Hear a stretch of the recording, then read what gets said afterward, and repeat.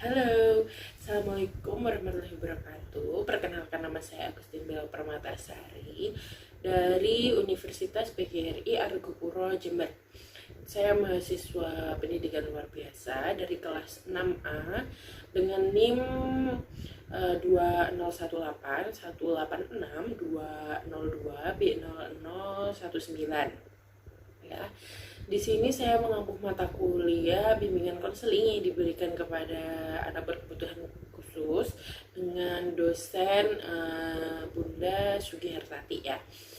Nah, di sini saya akan membahas materi kedua yaitu mengenai logoterapi ya. Nah, berikut materinya.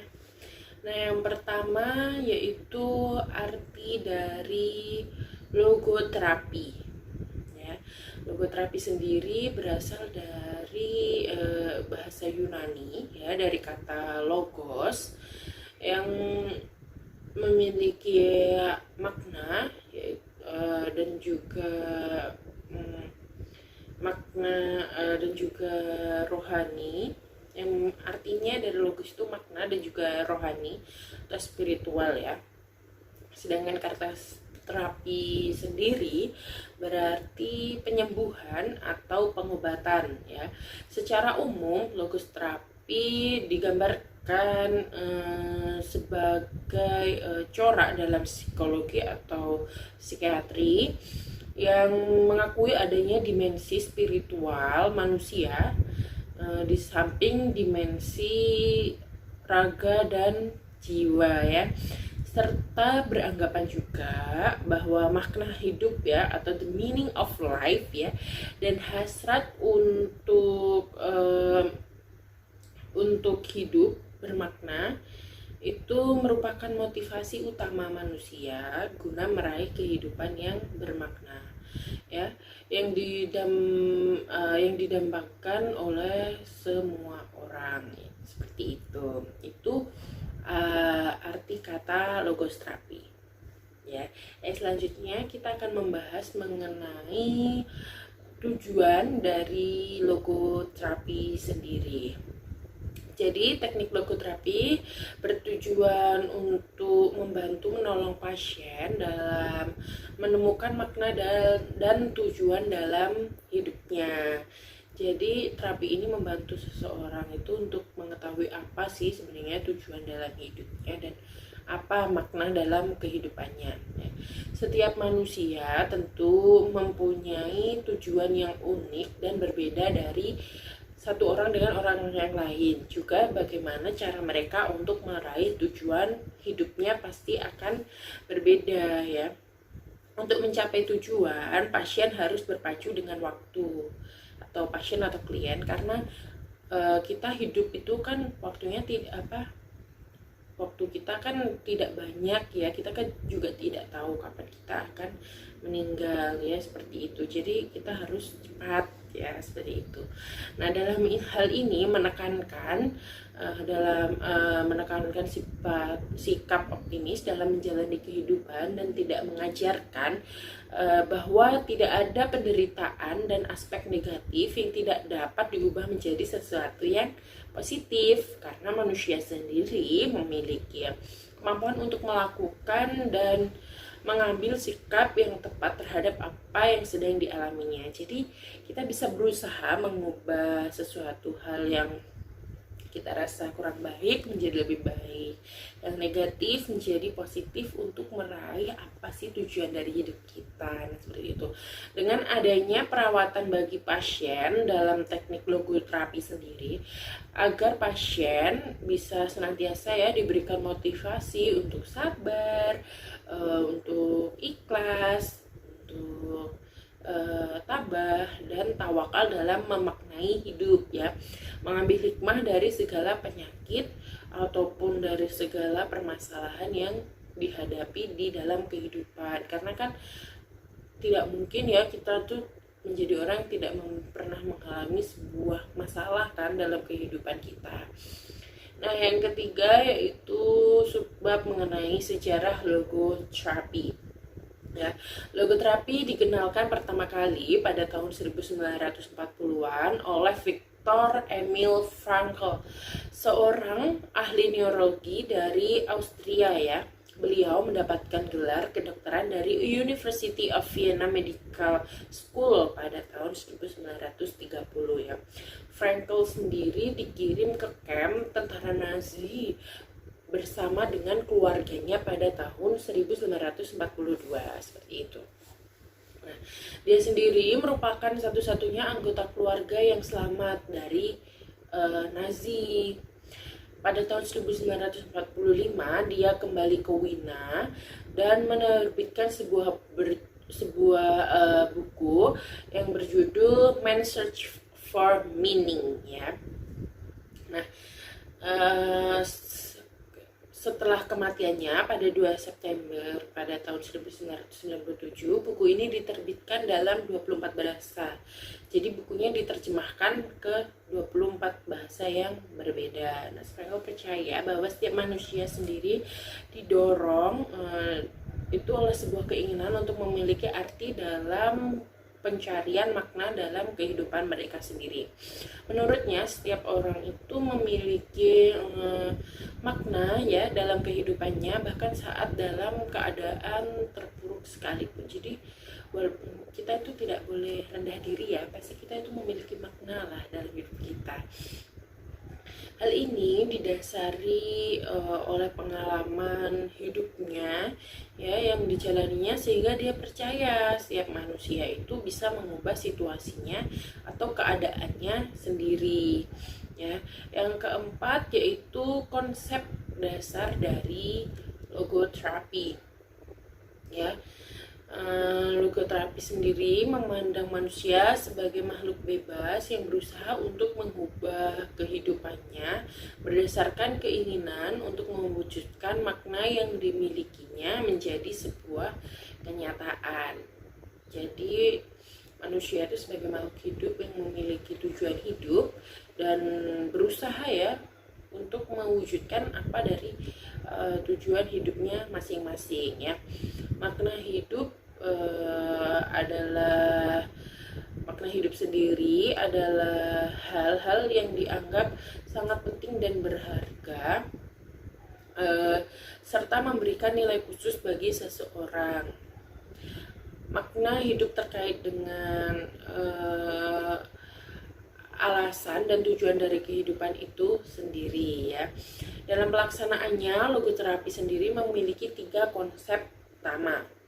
Yang pertama yaitu makna ada pada setiap situasi hidup, baik dalam penderitaan ataupun kebahagiaan.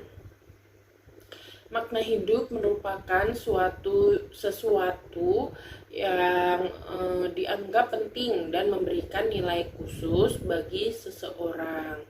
Jadi setiap orang itu pasti memiliki makna hidupnya masing-masing. Bila seseorang berhasil menemukan dan memenuhi makna hidupnya, maka kehidupan akan menjadi lebih berarti dan berharga, karena kita sudah tahu tujuan dari hidup kita itu apa ya.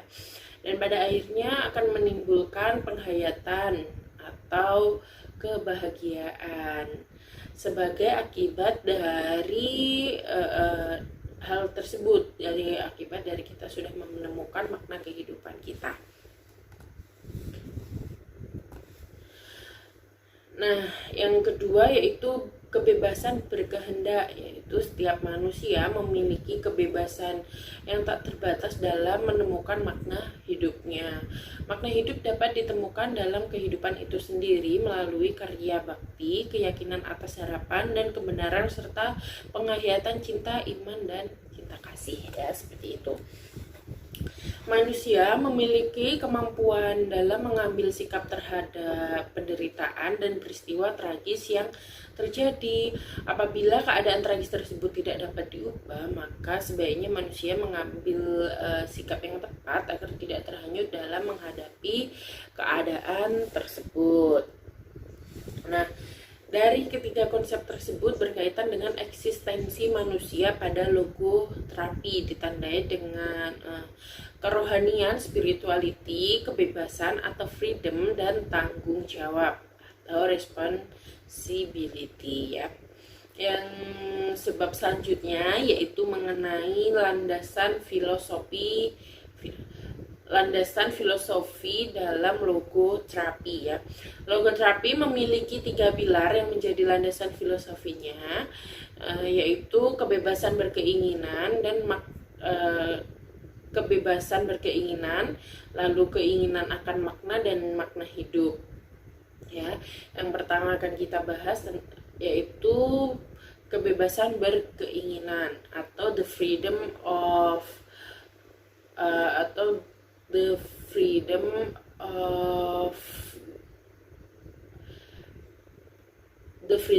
will ya, tema khas yang selalu ada dalam literatur eksistensial ya, termasuk logoterapi.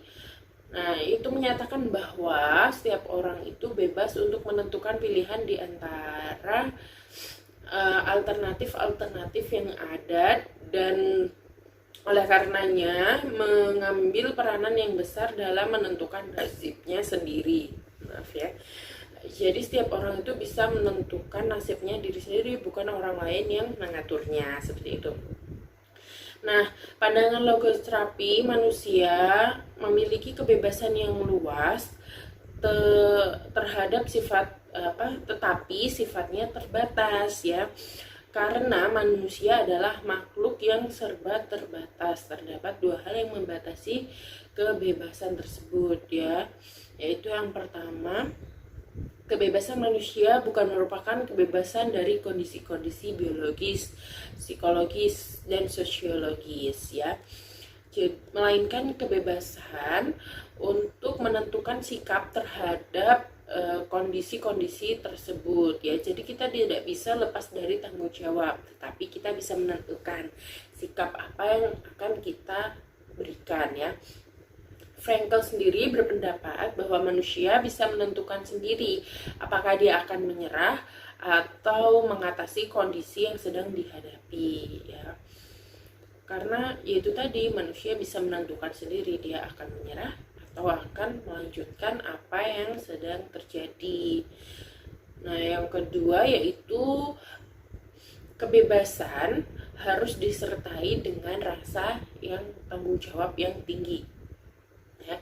Logoterapi berusaha membuat pasien menyadari secara penuh bahwa tanggung jawab dirinya dan akan tanggung jawab dirinya, dan memberi kesempatan untuk memilih ya, untuk apa, kepada apa, atau kepada siapa harus bertanggung jawab.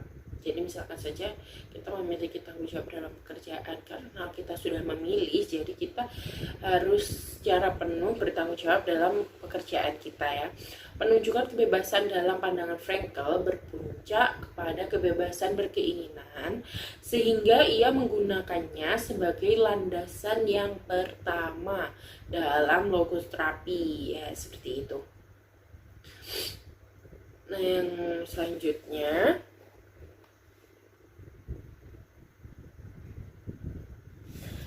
yang ketiga yaitu keinginan akan makna, yaitu the will to meaning ya, upaya untuk mencari makna dalam sebuah hidup ya, merupakan motivator utama hidupnya.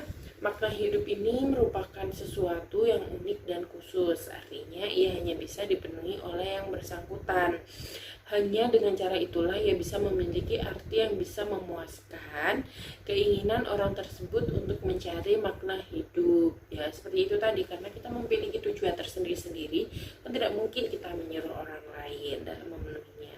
Yang ketiga yaitu makna hidup, the meaning of life. Yang dimaksud dengan makna oleh logoterapi sendiri adalah makna yang terkandung dan tersembunyi di dalam setiap situasi yang dihadapi seseorang sepanjang hidupnya ya. Jadi kan terkadang kita memiliki makna yang tersembunyi, kita sendiri belum mengetahui ya. Nah, sedangkan arti dari makna hidup sendiri menurut Frankl dan Bateman pada tahun 2007 itu menyebutkan bahwa makna tersendiri dari sebuah situasi yang konkret ya. lebih mengartikan makna hidup sebagai kesadaran akan adanya suatu kesempatan atau kemungkinan yang dilatar belakangi oleh realitas, atau dalam kalimat yang sederhana, yaitu menyadari apa yang bisa dilakukan di dalam situasi tertentu. Jadi setiap orang itu memiliki makna hidupnya masing-masing ya. Jadi kita kalau sudah menemukan makna hidup kita akan merasa lebih bahagia. Nah, logoterapi sendiri mengarahkan kita untuk kita bisa menemukan makna hidup kita masing-masing ya, seperti itu. Jadi kita bisa mengetahui apa sih sebenarnya tujuan kita untuk hidup. Kita hidup itu untuk apa? Nah, makanya ada logoterapi ini. Nah, sekian, ini materi yang kedua. Dimohon untuk lanjut ke materi yang ketiga. Terima kasih.